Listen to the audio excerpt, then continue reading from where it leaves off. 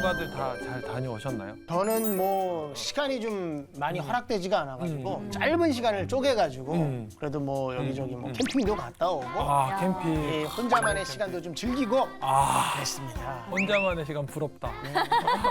이 방송 다 가족끼리 아, 본다고.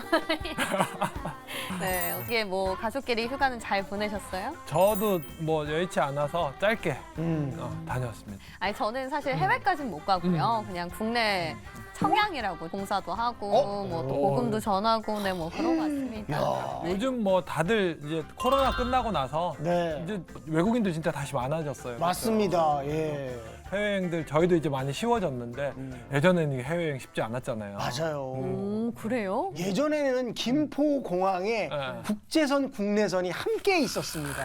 그만큼 비행기도 많이 없었고 어머. 해외 간다고 하면 그냥 뭐 귀국하면 온 가족이 마중 나가서 막 피켓 들고 기다리고. 아 그럼요. 장하다. 네, 장하다 내 아들. 와 진짜 이제 이런 그 세계가 좀 가까워졌다? 뭐 이런 좀 생각이 좀 문득 듭니다. 네. 맞아요, 맞아요. 해외여행이나 이런 부분에 있어서 그러니까 진짜 말 그대로 글로벌 지구촌이라는 말이 더 와닿게 되는 그런 상황들이 된 것 같아요. 그렇죠. 그래서 세계화라고 하는데 이 세계화라는 것이 이제 다르게 보면 출과 수입 물품들이 훨씬 더 자유롭게 이동하고 자본들이 이제 자유롭게 이동하는 그런 현상들을 세계화라고 하죠. 근데 사실 저는 이 세대를 겪지 않아서 네. 이 세계가 원래 태어날 때부터 좀 하나였는데 지금은 더 많이 이제 휴대폰으로 그쵸, 그쵸. 매일 소통도 할 수 있고 전화도 할 수 있고 그렇잖아요. 맞아요. 그래서 세계화란 단어는 참 많이 듣고 말씀들 하시는 것 같은데 이게 왜 꼭 필요한 건지 오. 이게 하나가 굳이 돼야 되는 건지 맞아요. 그래서 오히려 이 너무 세계화, 그다음에 글로벌이 너무 이제 당연하게 받아들여져서 이 의미를 다시 한번 되짚어볼 필요가 있겠다라는 생각이 좀 들었어요. 맞아요. 그래서 오늘은 그래서 세계화에 대해서 좀 살펴보려고 합니다. 좋습니다. 예.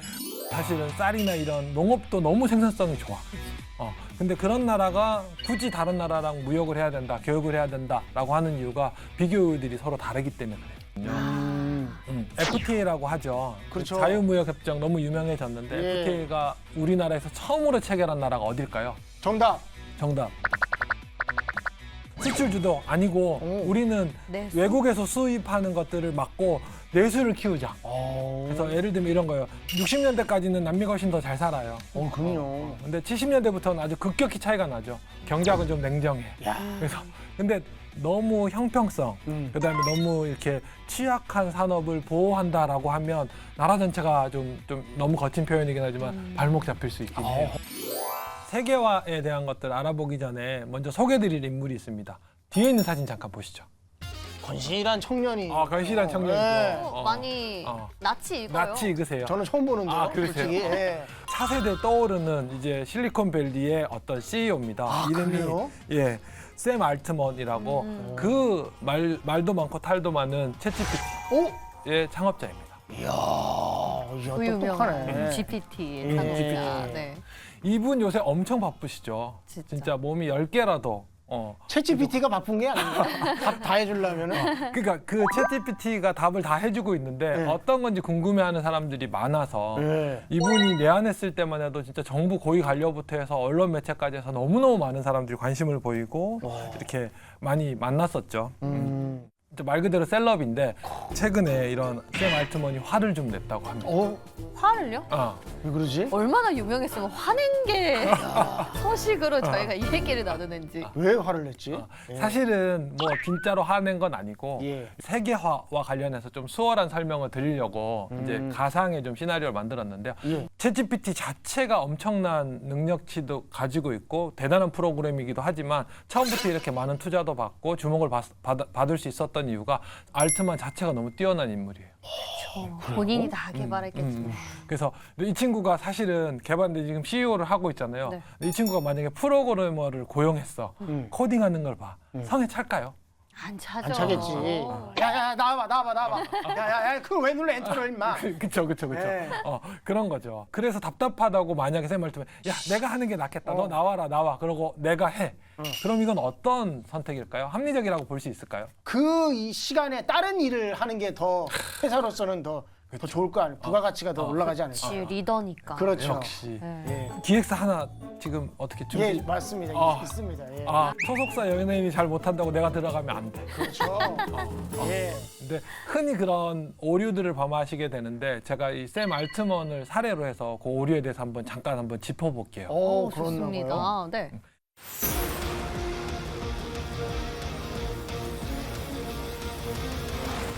그러니까 예를 들면 이런 거예요. 샘 알트먼이 풀리 CEO로 일을 하면 1년에 한 1,000억 원쯤 벌 수 있다고 쳐요. 근데 뭐 실리콘밸리 코딩하는 친구들이 이렇게 몸값이 비싸잖아요. 네. 그래서 예를 들면 한 10억 한다. 라고 생각을 해보면 고용을 했어. 근데 저 친구가 내가 반나절 일만 할 일을 이 친구는 하루 종일 걸려. 야씨 됐다 너 답답해서 못 보겠다 내가 할게 하고 샘 알트먼이 CEO로 역할을 반만 하고 반은 이제 코딩을 한다고 치면 수익이 어떻게 될까요? 그 절반으로 이제 깎이겠죠. 그렇죠. 그렇죠. 네. 그샘 알트먼의 CEO로서의 수익은 500억. 그 다음에 코딩하는 사람으로서의 수익 5억. 해서 원래는 1,000억을 벌 수 있는 사람이 505억쯤 벌게 되는 거죠. 그리고 애꿎은 10억 원짜리 일은 하나 날라가 버리게 되는 거죠. 근데 이 친구를 고용해. 반나절밖에 일을 못해? 그럼 2명 고용해. 그러면 자기 일만큼은 할 수 있잖아요. 그렇죠. 그러면 설령 10억을 지출한다고 하더라도 10억씩 해서 2명 지출해서 20억 지출한다고 하더라도 자기는 1,000억 벌어서 20억 내고 나면 980억. 그러니까 앞에보다 뭐 450억 가량 더 많이 벌게 되는 거죠. 만약에 경영을 할 수 있는 사람이 이런 엔지니어에 너무 몰두한다면 그야말로 소탐대실인 것 같아요. 왜냐면 그 에너지를 여기다 쏟아버리는 그렇죠. 거니까. 맞아요. 제가 이렇게 말씀드린 거는 비교 우위라는 핵심적인 개념이거든요. 요거를 이제 개인 단위로 하면 쉽게 이해가 가세요. 네. 이걸 이제 국가 단위로 확대하면 왜 세계화가 필요하고 글로벌 무역이 왜 서로한테 윈윈이 되는지를 이제 알 수 있게 되는 거죠.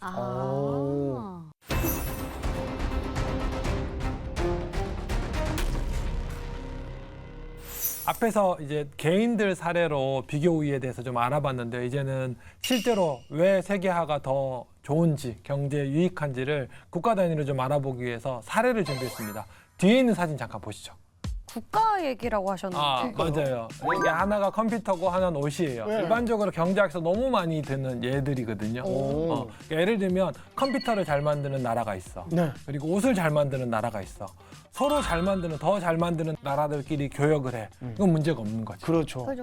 그런 건 문제 없죠. 사실 우리나라는 인삼이 되게 잘 나는 나라. 다른 나라는 그게 잘 안 된다면서요. 그렇죠. 근데 베트남이나 필리핀 같은 데는 바나나 되게 잘 나잖아요. 그렇죠. 근데 이렇게 서로 베트남에서 인삼 만들려면 되게 힘들어. 우리나라에서 예전에 기억나실 거예요. 80년대 바나나 제주도에서만 네. 온실에서 낄 때 정말 비쌌잖아요. 네.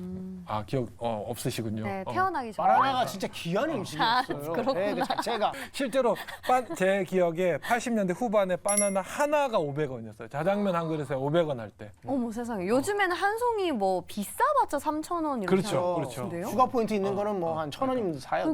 그러니까 지금 잠깐 샜는데 네. 이걸 절대우위라고 해요. 아하. 한국은 인삼에 대해서 절대우위가 있고 아. 저기 베트남이나 필리핀은 태국은 바나나에 대해서 절대우위가 있는 거죠. 이 둘 나라가 서로 자기네 지역에서 잘 나는 물건들을 교역한다. 이건 너무 좋은 일이고 너무 당연한 거지. 그렇죠. 북미를 예를 들어볼게요. 나프타라고 해서 이제 미국하고 멕시코하고 교역을 하는데 미국이 컴퓨터도 잘 만들고 더 잘 만들고 옷도 더 잘 만들어. 그러면 미국은 멕시코랑 일을 할 필요가 있을까요? 없죠. 없죠. 네. 이렇게 생각하기 쉽다는 거지. 앞에서 알트먼 사례랑 똑같은 거예요. 예를 들면 미국은 노트북 만드는데 100만 원이 들어. 옷을 만드는데 10만 원이 들어. 멕시코는 노트북 만드는데 200만 원이 들어. 옷을 만드는데 15만 원이 들어.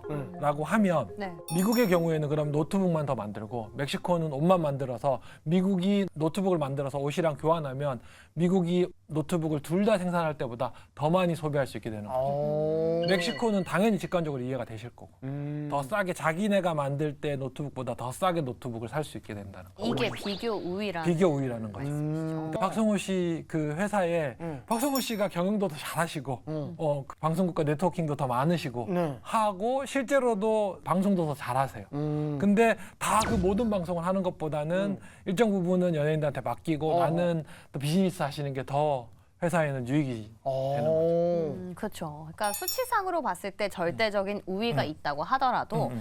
그거를 조금 덜 잘하는 거를 남한테 좀 줘서 그쵸. 어떤 경제적인 효율성을 높이는 그런 의미인 거네요. 그렇죠. 이해가 그냥 바로 되네요. 네. 예. 그래서 이게 자유무역, 그러니까 WTO를 비롯해서 자유무역 합시다. 그러면 서로 윈윈하는 겁니다.라고 하는 제일 핵심적인 개념입니다. 그러니까 방금 말했지만 이 상대적으로 얼마나 더 잘하느냐 이 비율이 나라마다 다 같을 수는 없거든요. 네.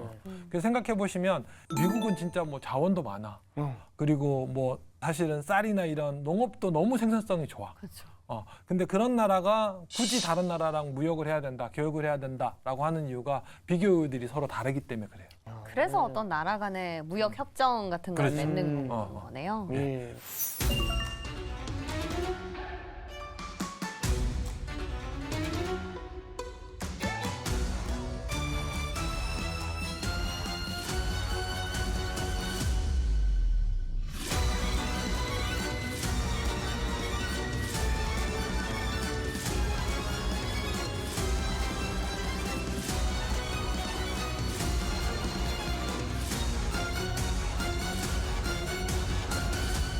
결국은 서로 윈윈이야라고 하지만 조심스러운 부분들이 있어요. 오. FTA라고 하죠. 그렇죠. 자유무역협정 너무 유명해졌는데 예. FTA가 우리나라에서 처음으로 체결한 나라가 어딜까요? 정답. 정답. 우루과이. 우루과이. 우루과이 라운드. 아니에요. 옛날에 엄청 그 유명했는데 네. 농민분들. 맞아요. 우루과이 라운드 90년대 초반에 울면서 소도 뉴스- 울고 나도 울고. 지영 아나운서 혹시 어딜까요? 처음은 잘 모르겠고 이슈가 됐던 거는 미국이지 않았어요? 미국, 그렇죠. 미국과 네. FTA 할 때 되게 이슈가 많이 진짜요? 됐죠. 소고기 네. 막 네, 얘기하면서. 소고기이기 때문에. 제가 이렇게 어려워하실 줄 알고 힌트를 좀 준비했습니다. 뒤에 있는 사진이 바로 힌트입니다. 저 예. 그거 아니 포도. 저 모아이 석상 아닙니까? 그렇죠. 저거? 모아이 석상. 네, 맞아요. 또 마지막 7입니다. 힌트. 칠레. 그렇죠, 칠레. 야. 우루과이 옆에 있어요. 비슷하게 가네 내가. 갔어요. 비슷하게 차다. 갔어요. 네. 맞아요. 근데 왜 하필 많은 나라 중에서 왜 첫 번째 그 교역국으로 칠레를 선택했을까요? 한국이. 그게 궁금해요. 그러니까 잘 모르겠어요, 왜 그거는. 굳이 칠레? 네. 한국에서는 잘 생각하지 않은 나라인데 네. 하필 그걸 픽했어요. 특징이 뭘까요? 칠레의 특징. 칠레의 특징이요? 긴 나라 거. 긴 거. 역시 지구본 많이 본 세대. 엄청 긴 나라가 이렇게 맞아요, 길어요. 맞아요. 이렇게 이- 생겼어요. 이렇게 태평양 연안 따라 쭉 길게 있죠. 맞아요. 지리적으로 한국과 제일 멀리 있어요. 남반구기도 하고 제일 멀리 있는 거예요. 반대에 있는 네. 나라죠. 이게 어떤 특징을 가지냐면 농산물이 안 겹쳐요. 제일 적게. 기후 때문에. 그렇죠. 그렇죠. 지금은 칠레는 겨울이잖아요. 그런가? 예. 그렇지 반대로 겨울이잖아요. 있어요. 예. 그리고 이제 경도 자체도 시차도 제일 많이 나고 하니까 제일 안 겹치게 되는 거죠. 오. 자유무역 협정을 하고 뭘 하면 원래도 그러면 어떤 물품이 수출되냐면 그 나라가 생산성이 높은 물건이 수출이 돼요.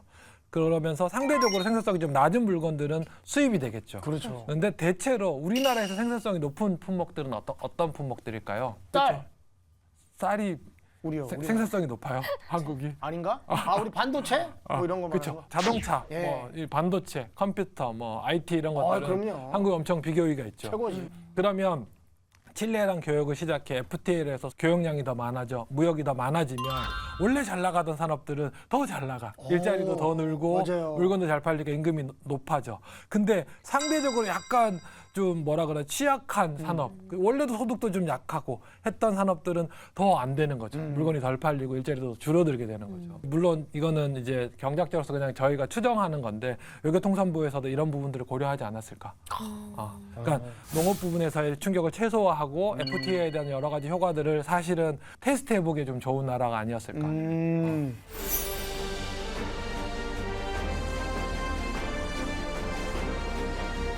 근데 참 경제학이 이런 측면에서 좀 냉정하다는 생각이 드는 게요. 네. 물론 누구는 이런 교역으로 인해서 좀 수혜를 네. 보는 게 분명할 테지만 사실 손해가 좀 큰 이것들을 농업을 생계로 하시는 분들이 또 많이 맞아요. 계시잖아요. 예. 그런데도 경제학적으로 봤을 때는 딱 효율성에만 딱 국한하는 게 좀 아쉬워서 혹시 같이 다 잘 살 수 있는 뭐 그런 방법은 없나요? 너무 따뜻한 소리인가요? 그런 방법이 있는 것을 이제 알았다면 노벨 경제학상을 받았겠죠. 제가 연구 한번 해볼까요? 그러면 뭐 훌륭하지 뭐. 명예전당적인. 그렇죠. 국기원 도서관에. 이게 말씀하신 대로 그거예요. 그러니까 사실은 일반적인 조건에서는 비교 우위에 따라서 무역을 하고 교역량이 늘어나면 GDP는 늘어날 거야. 그리고 그 소득의 총합은 늘어날 거야. 그런데 연봉을 1억 받는 사람이 1,000만 원 더 버는 것과 연봉이 5천만 원인 사람이 500만 원 소득이 더 깎이는 것과 뭐가 더 사회적으로 또 후생적으로 더 맞느냐라는 거는 이제 가치 판단인 거죠. 말씀하신 대로 예. 경제학은 좀 냉정해. 그래서 근데 너무 형평성, 그다음에 너무 이렇게 취약한 산업을 보호한다라고 하면 나라 전체가 좀 너무 거친 표현이긴 하지만 발목 잡힐 수 있긴 해요. 그러니까 나무를 보느냐, 좀 숲을 보느냐 이런 차이인 것 같은데.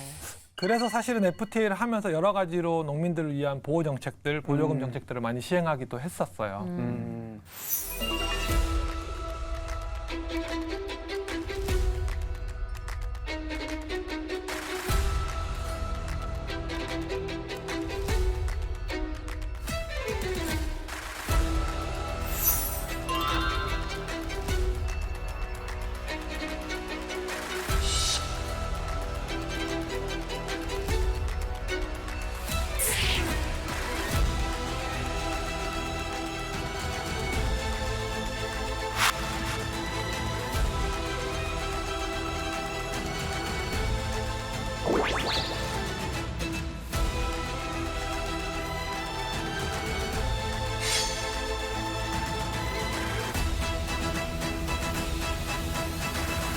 협정들을 하는데 이런 부분에서 이제 손실을 보는 부분, 또 이제 취약한 산업에서의 저항이 너무 크면 이제 이 FTA나 무역협상 체결이 쉽지 않아지죠. 그렇죠. 저항을 하겠죠. 그럼요. 이런 부분에 대해서는 또 지영 아나운서가 또 잘 준비를 했다고 그래요? 정리해 오셨다고 들었습니다. 네. 예. 네, 저랑 같이 이 사례에 대해서 조금 더 만나보고 오시죠.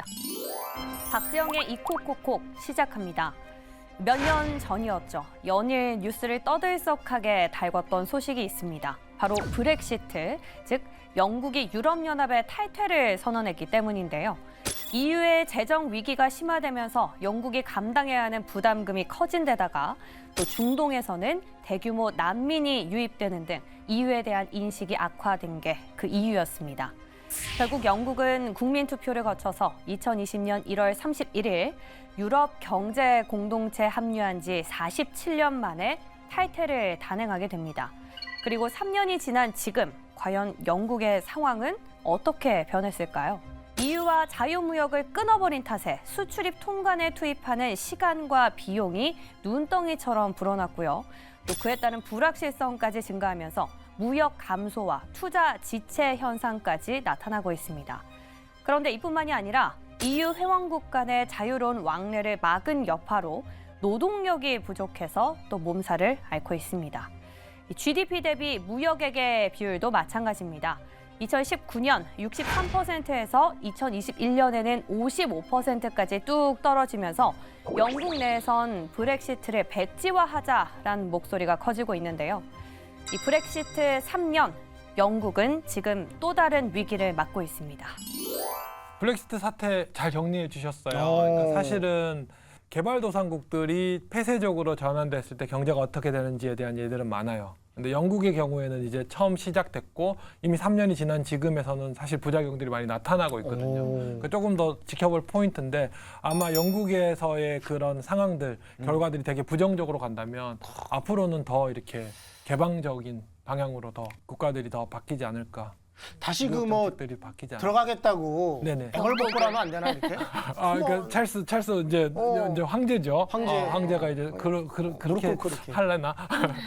그때 당시가 3년 정도 전이니까 조슨 총리 있을 때 이제 그 시기였는데 저도 그때 외신 보도를 계속 보면서 이걸 하느냐 마느냐 근데 진짜 현실화될지 몰랐거든요. 그쵸.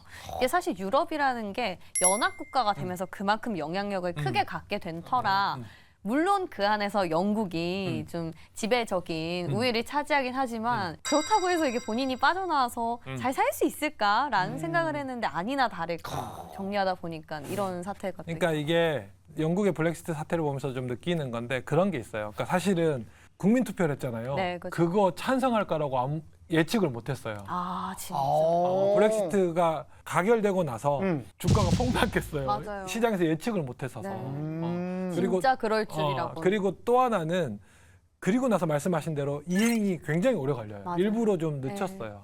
근데 저는 그거 보면서 느끼는 게 아, 역시 결혼을 하면 경제를 하나로 묶어야 되는구나. 영국이 항상 딴주머니를 찾잖아요. 그러니까 유로화 안 하고 혼자 파운드화를 그치. 했거든요. 그러니까. 그러네요. 화폐가 묶여 있었으면 그렇죠. 아무래도 빼박이죠. 더 그런 이슈조차도 없었을 텐데 그런 것들이 좀 되지 거기서 그걸 않았을까. 또 결혼이랑 결부를 시키니까 이해가 정확하게. 혹시 계좌를 따로 쓰고 그런 건 아닌가요? 아닙니다. 예. 알겠습니다. 네, 네, 네.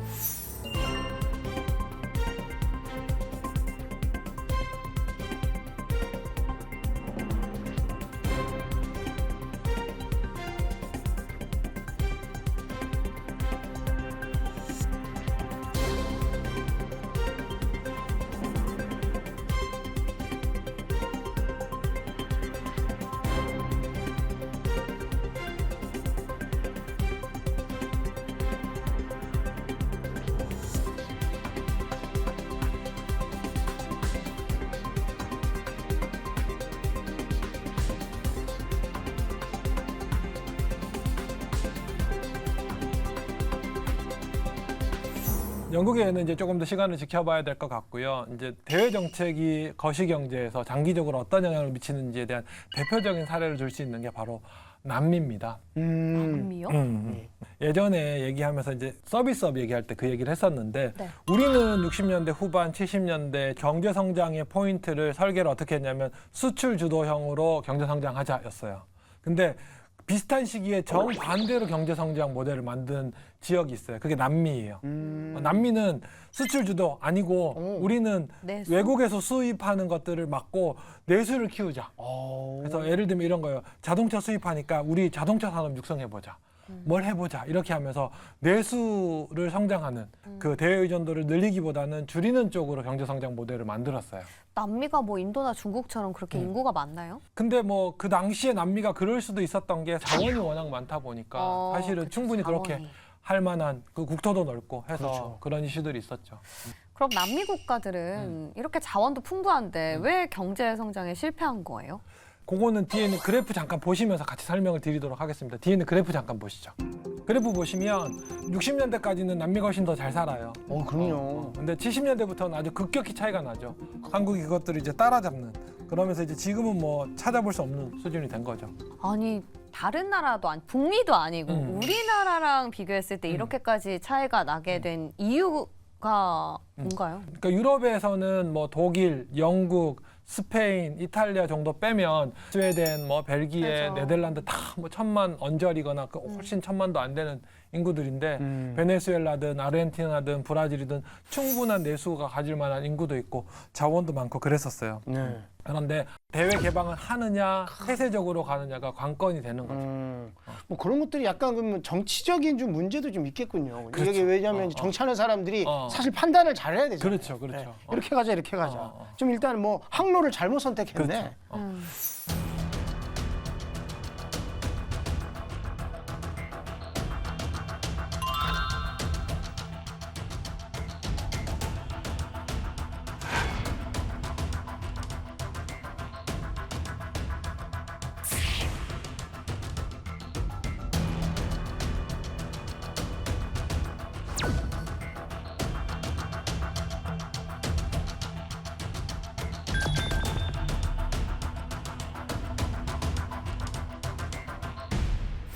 그래서 우리나라는 이렇게 세계화에 열심을 냈고 그렇게 세계 시장을 목표로 타겟으로 해서 열심히 상품들 개발하고 해서 정말 세계 시장에 우뚝 선 그런 산업들, 제품들이 있죠. 그 제품들 한번 저희 재미있는 퀴즈로 좀 알아보도록 하겠습니다. 첫 번째. 짠! 게임입니다. 게임이에요? 의외다. 전 반도체 이런 거 나올 줄 반도체. 알았는데. 아니 저는 신발, 가발 네네네. 뭐 이런 거 그 뒤에 있나? 아니야, 아니요. 아니야. 아, 그래요? 가발은 저 여기서 처음 들었잖아요. 아 진짜요? 머리 잘라가지고 네. 머리카락 잘라서 수출했다고. 70년대, 60년대 우리나라의 주요 10대 수출 품목에는 말씀하신 대로 가발, 예. 뭐 섬유, 네. 뭐 합판, 신발 같은 예. 것들, 노동 집약적인 게 들어가요.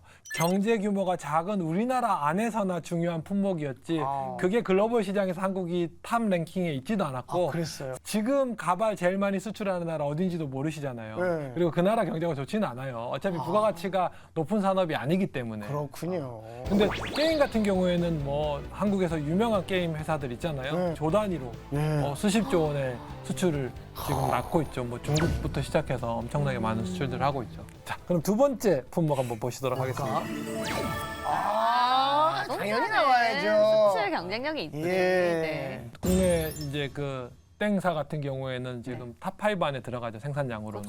늘 이제 요 브랜드가 어디 도시 주요 도시 곳곳에 가끔 마크가 이제 보일 때면 좀 자랑스러워요. 맞아요. 예. 유명한 뭐 축구 경기라든지 그런 거 보면 이렇게 뒤에 쫙 그 이제 광고 보면 예. 진짜 뿌듯하죠. 현땡. 맞아요. 실제적으로 해외 나갔을 때 우리나라 국산 차 타시는 분들 꽤 많아요. 맞아요. 예. 오히려 우리나라가 외제차를 더 많이 타는 것 같아서 그러니까. 마음이 좀 그런데 최근에 뭐 자율주행 기술이라든지 뭐 전기 자동차 기술이라든지 이런 부분에 있어서도 해외와 비교해서 부족하지 않은 그럼요. 국가 경쟁력을 가지고 있는. 네. 자, 그다음에 마지막 스마트폰. 스마트폰. 야, 뭐 대단하죠. 그쵸. 그렇죠. 뭐 반도체. 뭐 그렇죠. 이쪽. 반도체, 스마트폰, 전자로 대표할 수도 있을 것 같아요. 뭐 전 세계에서 스마트폰 수출하는 나라가 거의 진짜 한국하고 미국밖에 없는 것 같아요. 진짜 탑2죠, 이건. 거의 뭐. 네. 중국은 주로 내수 위주인 것 같고요. 맞아. 중국 휴대폰 쓰는 사람은 못 본 것 같아요. 맞아요. 주변에서. 네. 그리고 그것도 있었어요. 혹시 노키아라고 근데 지금 그 회사 자체가 아예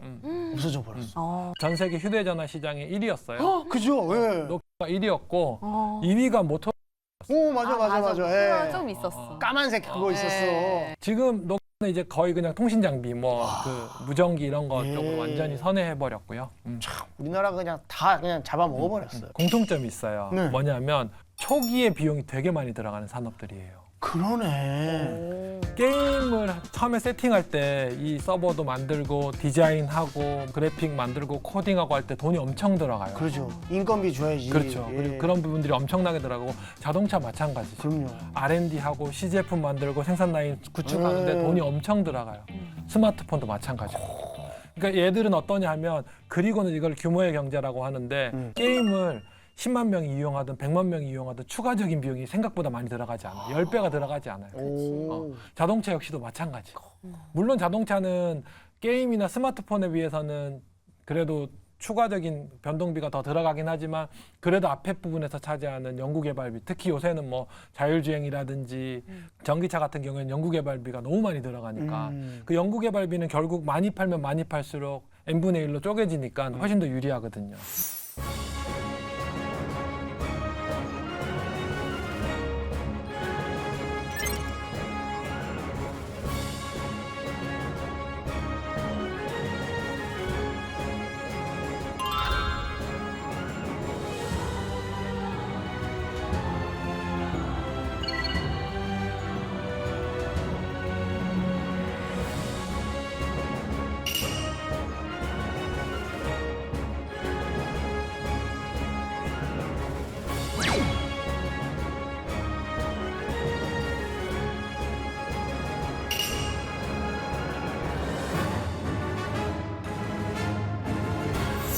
우리나라 S사는 진짜 하이리스크 하이리턴으로 과감하게 출사표를 글로벌리 던졌죠. 예. 기업 단위에서는 한국은 과감하게 해외 진출 전략을 해서 성공을 했는데 일본의 경우에는 똑같은 휴대전화 회사가 내수에 치중하다가 지금은 이제 우리나라의 휴대전화 기업과는 비교가 안 되는 수준으로 머물게 됐죠. 그러네. 그러니까 사실은 경제학자들이 그랬어요. 일본은 인구가 1억이 넘기 때문에 이게 굉장히 유리하다. 안정적으로 내수를 이끌어갈 수 있다. 그래서 안정적으로 물건을 개발할 수 있고 사업을 시작할 수 있다라는 장점으로 꼽았어요. 한국은 5천만이라서 상대적으로 내수가 작아서 위험하다라고 했는데 글로벌리 되면서 이게 무역이 너무 활성화되고 무역하는 규모가들이 너무 커지고 너무 쉬워지면서 오히려 일본의 1억이라는 애매한 숫자의 내수가 발목을 잡게 된 거죠. 정말. 예. 네. 좋은 게 나쁜 거고 참 나쁜 게 좋은 게 될 수가 있고. 그러네요. 뒤에 있는 사진 잠깐 보시죠. 뭐야? 비누예요? 네.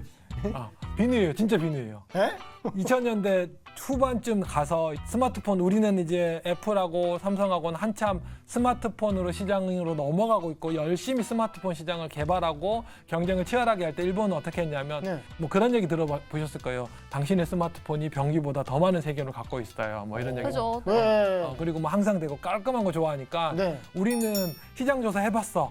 했더니 깔끔한 거 좋아해. 그래서 우리는 방수 처리를 완벽하게 하자. 그래서 비누 저거 실제로 출시된 모델이에요. 아, 그래요? 진짜 저렇게까지 씻어도 괜찮아. 괜찮고 실제로 성공했어요. 오. 잘 팔렸나요? 잘 팔렸어요. 일본에서 잘 팔렸어요. 그래서 이제 저기에 매몰되다 보니까 이제 일본 스마트폰 기업들은 이제 몰락하게 된 거죠. 그렇죠. 예. 그러니까 세계화에 뒤처진 거죠. 맞아요. 저거는 이제 뭐 겉으로만 이제 치중을 한 거지 사실 안에 내용은 뭐 여러 가지 그 소프트웨어가 그렇죠, 돼야 그렇죠, 되는데 그렇죠. 세계 사람들은 저런 걸 원하지 않잖아요. 그렇죠. 예. 그렇죠. 저건 이제 일부의 이제 진짜 일본 깨끗한 걸 그러니까. 좋아하는 일본 사람들한테만 치중한. 스미마생. 예. 그렇죠. 좋은데 저도 나왔다면 한번 써보고 싶긴 하거든요. 네네. 네. 근데 이제는 그 스마트폰을 대체해서 스마트폰 두고 깨끗한 게 더 좋아. 이 정도까지 여기에 선호가 더 가진 않으니까. 그렇죠. 예. 그래서 이 일본 같은 경우에는 이 세계화의 조류, 세계화의 트렌드를 놓친 거죠.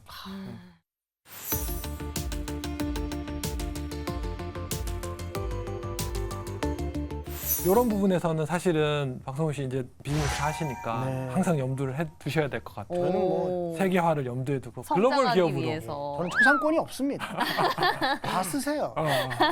아니 그러면 뭐 개그도 세계화를 하면 그렇죠. 좀 성장하지 않을까. 근데 개그는 이미 유튜브로 많이 퍼졌으니까 저는 근데 요들송을 세계화해 그러니까 보시면 요들- 좀 좋다. 어떨까. 예. 그렇죠. 뭐 시작이 스위스긴 하지만 네. 또 역수출할 수도 있는 거니까. 그리고 스위스 사람들이 부르는 요들송과 음. 그리고 박성호 씨가 부르는 그러니까. 요들송 굉장히 그럼 센스 한번 제가 열심히 한번 생각해 보겠습니다. 요로레이띠 요로레이띠. 예. 사실 어렸을 때 채소 잘 먹었나요? 채소요? 네. 안 먹었죠.